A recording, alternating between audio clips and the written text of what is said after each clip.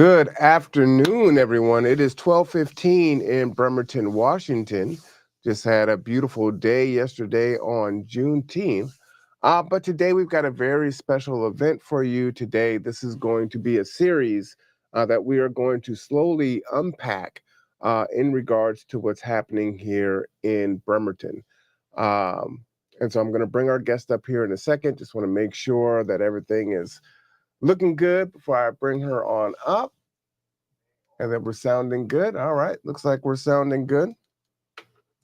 So what you're going to hear, and we're going to do this in a series because there's a lot of information to get through.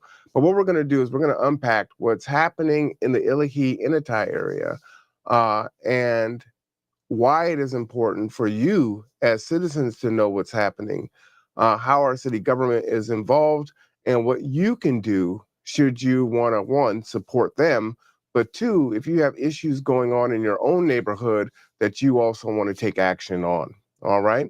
So with no further ado, and we will give her applause as she comes up, this is going to be Katie Lustig, who has been a community organizer and activist that has been spearheading this effort here. So let's go ahead and give her applause.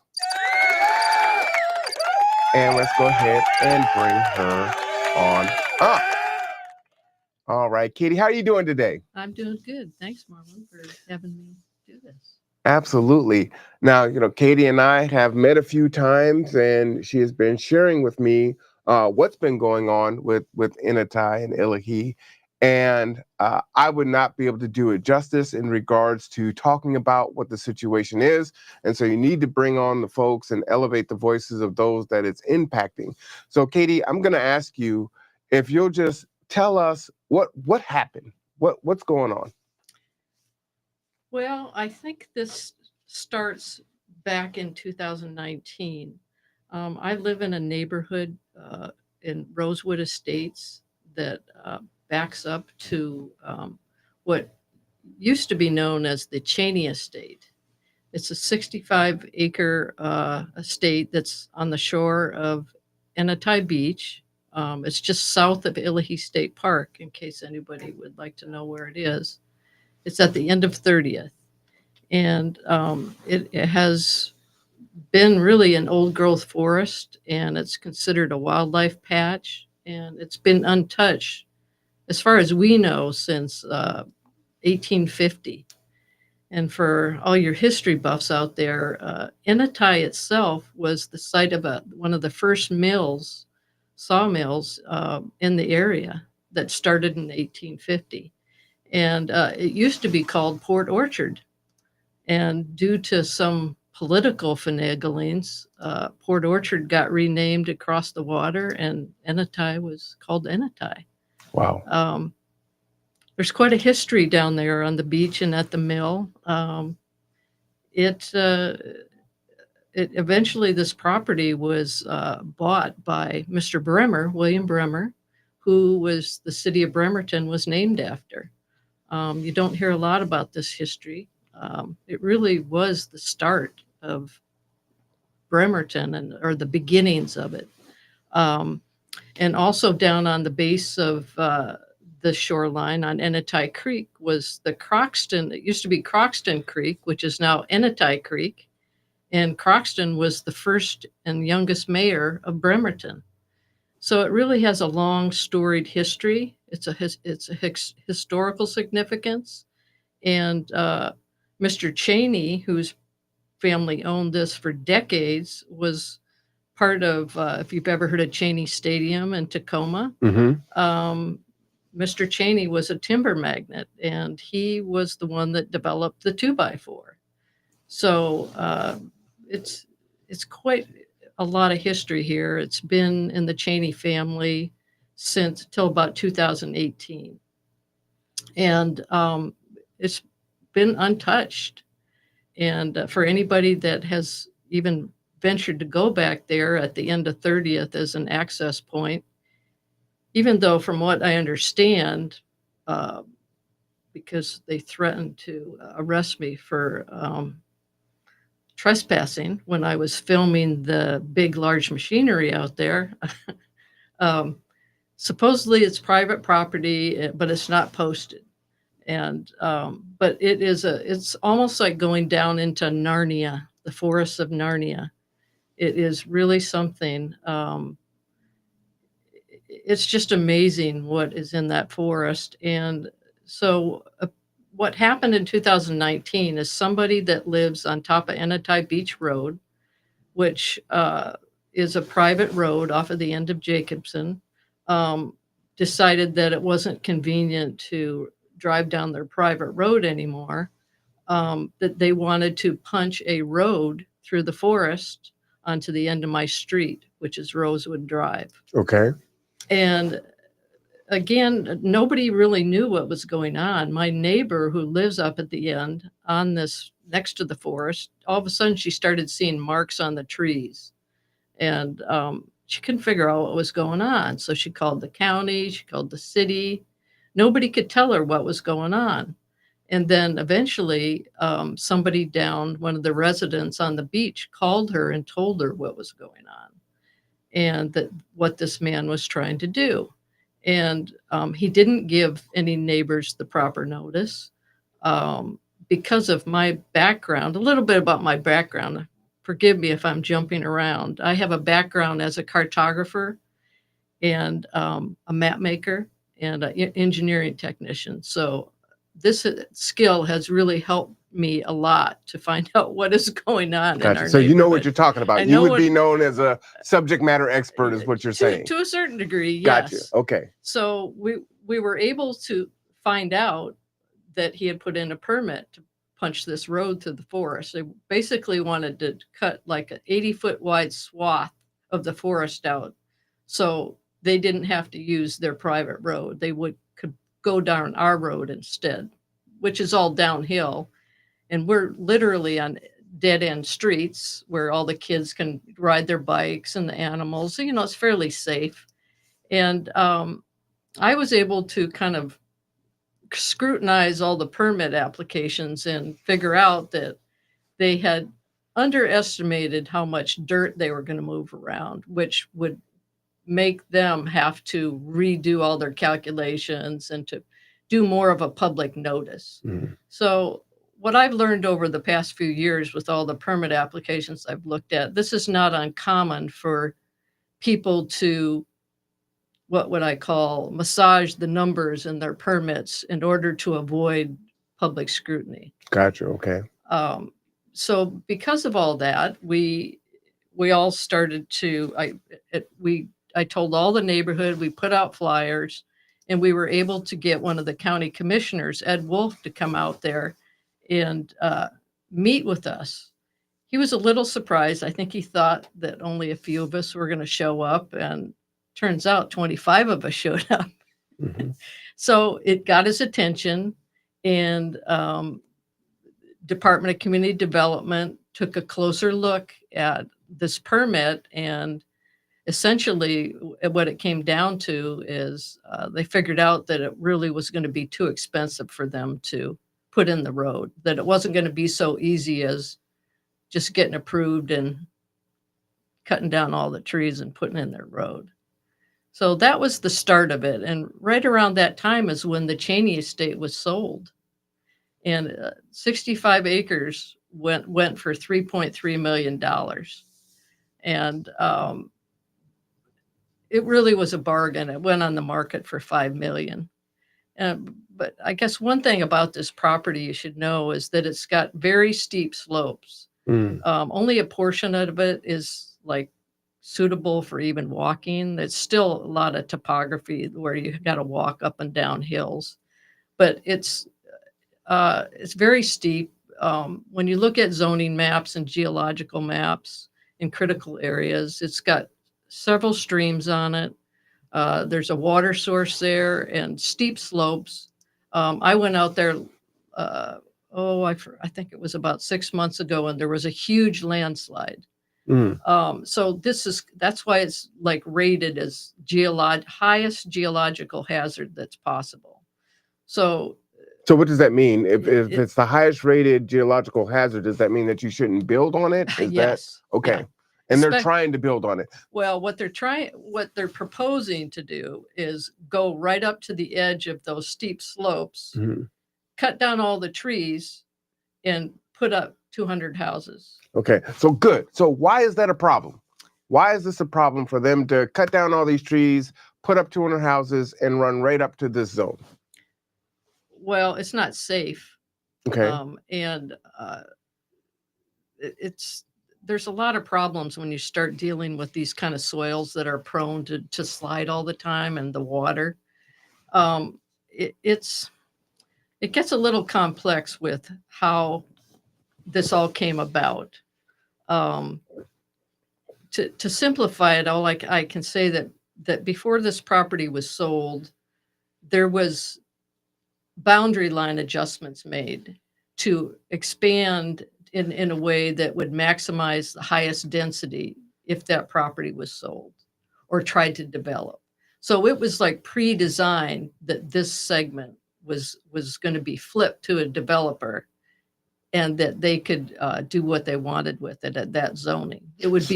It's all about the zoning, and we can talk about zoning another time because But tell me why this negatively impacts you and your neighbors. well, I think it's a combination of zoning and all these geological hazards and what they call critical areas. Mhm.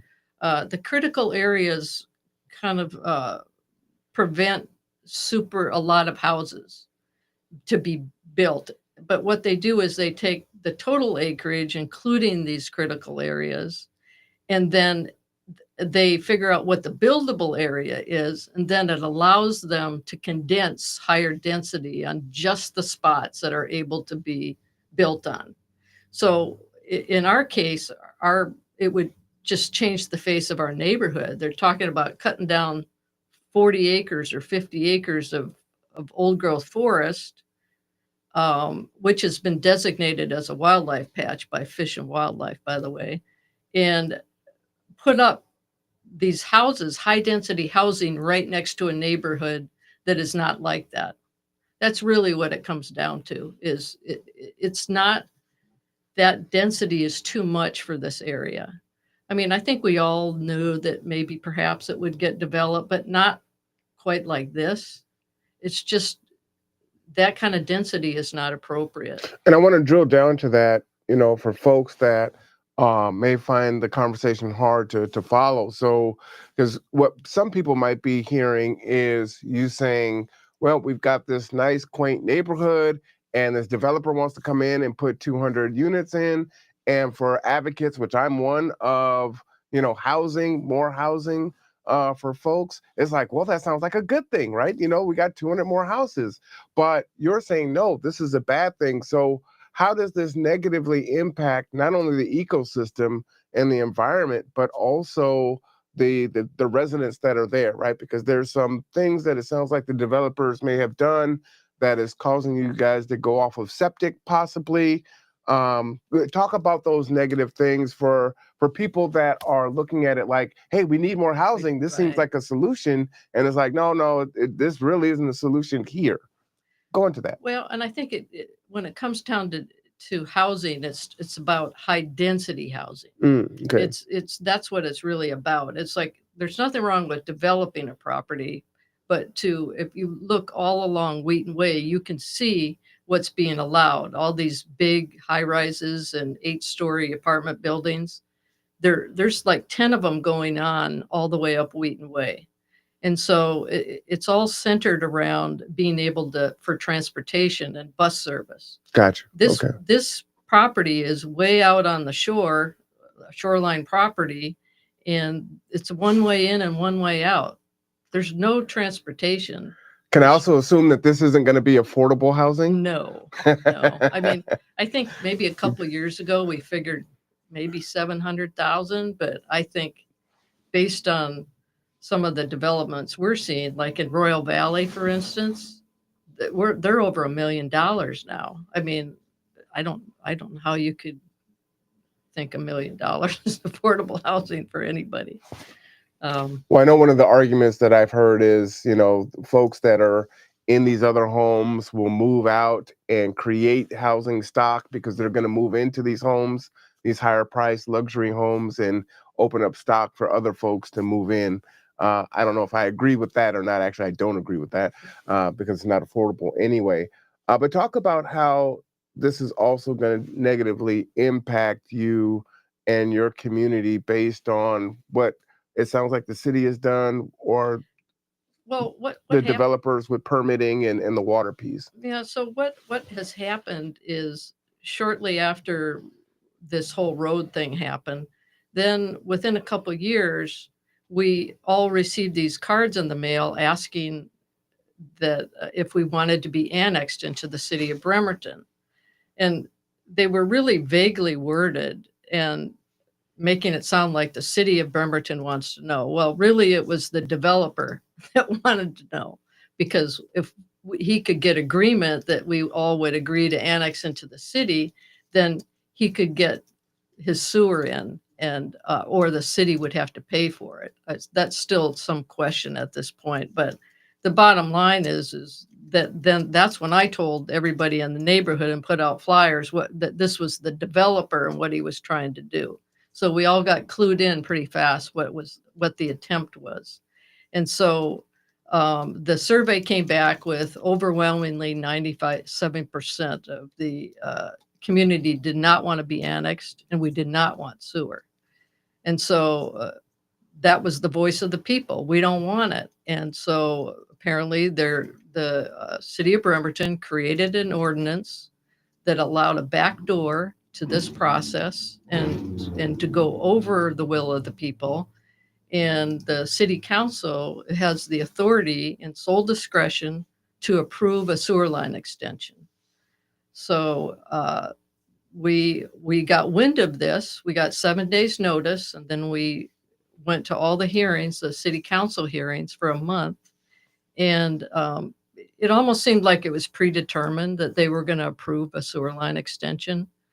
And it really didn't, our voice really didn't matter. That's kind of what we all felt in the end. 2 out of the 7 city council voted against this, and the other 5 voted for it. And I think one of the big things that it really opened the door to a high density development. And our whole point was that they should be looking at the compatibility with the neighborhood, as well as the critical areas and the wildlife that lives up there, and everything. And the city basically said, well, that's not our job. That's the county's job.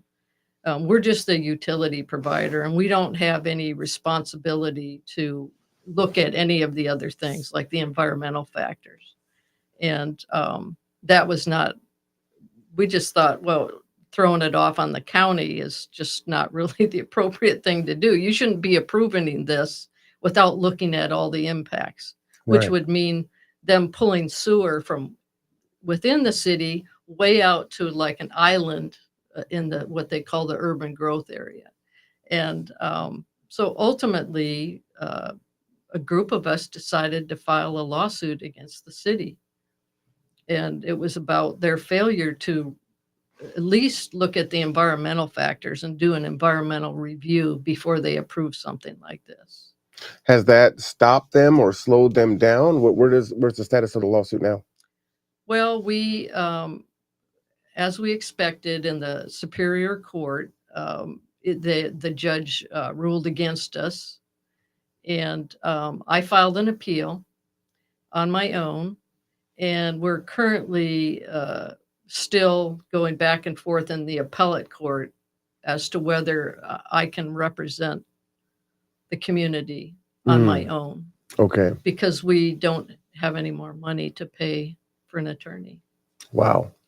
And it's been what started out was supposed to be a $30,000 cost has been $65,000. And Wow. Even if we were to win, we couldn't win attorney's fees. So the system really is set up I mean, what? as a community, why should we have to bear the burden of this kind of stuff? That's because the city is not doing the right thing, um, and listening to the people, the will of the people. And I think creating a back door to override the will of the people is and force us into this extra cost to make them do their job the right way. It's just I just don't think it's right that we should all have to shoulder the burden of this. Could you share some of the other neighbors' negative impacts, what they've shared with you about how they're going to be negatively impacted should this project be allowed to move forward? Well, I think traffic on 30th, for one, all the people up on the Viewcrest neighborhood, Mhm. it, that's if they created entrances and exits just there. Um, what they want to do is open up all the dead end roads in my neighborhood, which is Rosewood Estates, and allow all that traffic down our streets. So it really is a safety issue. It's in capacity. Mhm. These roads do not have the infrastructure to handle this extra burden of this many people. That's really part of it is that the health, safety, and welfare of the community. And is this going to be Bremerton proper or unincorporated Bremerton? Well, right now we're in unincorporated Kitsap County, so we're in what they call the urban growth boundary of Bremerton, but Mhm. we're still the county. We're in this like gray area that never gets attention. So, taxation without representation is what it sounds like. Yeah, yes, right. Well, that's true. It's like the city is making decisions about things that impact our neighborhoods, but we don't get to vote because we're not in the city of Bremerton. So it, it it's sometimes I almost think that there is a strategic plan by groups of people to set things in motion, uh, kind of a long game for these developers to they think like 10, 15 years in advance to set this stuff up. Mhm. And we don't get to vote on it by the time like this ordinance that came about. I don't know what year it came about, maybe in 18. We didn't have a say so about that. Gotcha. But And so this really isn't a situation because a lot of times folks will say, well, you folks just sound like NIMBYs, right? Not in my backyard. And this is actually a lot larger than that. It's not that you're not saying not in my backyard. There could be some development that takes place, but not this, 200 unit development in a space that is not ecologically sound or healthy to do. And there's some negative impacts on, again, like you said, safety, with transportation and opening up roads. But there's also a piece that you shared out that you haven't touched on yet. And if you could, the many are on septic back there, and you may be forced on. yes, Can you talk about that? yeah, we're all on septic. And essentially, right now, one of their proposed routes is to come off Perry and Fruitland, down a hill, cross Enetai Creek, cross Trenton, and then up Helm all the way up to this parcel. So anybody within 200 feet of that line, if it was built, whose septic fails, would be forced to hook up to it. And to our estimates, probably that would be a $50,000 cost to like somebody like me because I am within 200 feet of it, Wow. and it might cost more. Um, And we're talking about retirees and folks yes, that, I mean, even if yeah, you weren't, I don't know who has 50,000 in their pocket to no, go from septic to, no, wow. and I think probably the icing on that cake is not only would you have to pay that to hook up, is that you would have to pay double what the sewer rates are to the developer for 10 years until the whole area was annexed into the city. Wait, why are you paying it to the developer? Because he the way it is now, the city says that it's not feasible for them to do it because it's too costly, but they'll let a developer do it at their cost. So the developer, because he pays to put in the sewer, he or she, um, gets to recover some of that money. So let me get this straight. The city is going to allow the developer to come in and develop this area. And if your septic fails because the city can't afford to pay for it, they're going to allow the developer to do it. Then you're going to owe the developer to go from septic to. Okay. Wow. Yes, yeah. Yeah, it doesn't Wow. make a lot of sense. And then on top of that, you will be forced to annex into the city of Bremerton at some point. Mm. And so there again, another situation where your choice is taken from you. Yeah, basically our choice and our voice Mm. means nothing. All right, so I think that is a really good foundation of what's going on, how your folks in your neighborhood are being impacted. What I want you to do is just kind of let folks know as we start to wrap up here. We're gone about 26 minutes. We want to keep it really short so this is digestible for everyone because it gets pretty complicated. We get pretty deep in the weeds here, Yeah. but it is critical to know that these things are happening, right? So we're going about our business day by day, trying to take care of ourselves and our families. And developers are coming in, and city council are creating these ordinances, and folks are being impacted in a way that we're not understanding and knowing what's happening. And when you start seeing things that are happening in your neighborhood, and you're wondering, how did this happen? Who approved this? This isn't what we wanted. And you wonder how that happened. Katie and the Save Enetai folks are going to lay that out for you. Hopefully, you can come alongside them and help to advocate and elevate their voice. And also, so you have an idea of what it will take for you to also fight and advocate for you when and if you find yourself in a similar situation in your neighborhood. All right. So as we wrap today, Katie, why don't you just let people know what's going to come up in the next few episodes that they can look forward to, and then also tell them where they can get more information and ask questions. Sure. So, one good source of information is our website at saveenetai.org. It has all the detail that you could ever want. It has all of our legal filings, all the city of Bremerton's legal filings, if you really want to do a deep dive. And it has a timeline of how things have occurred.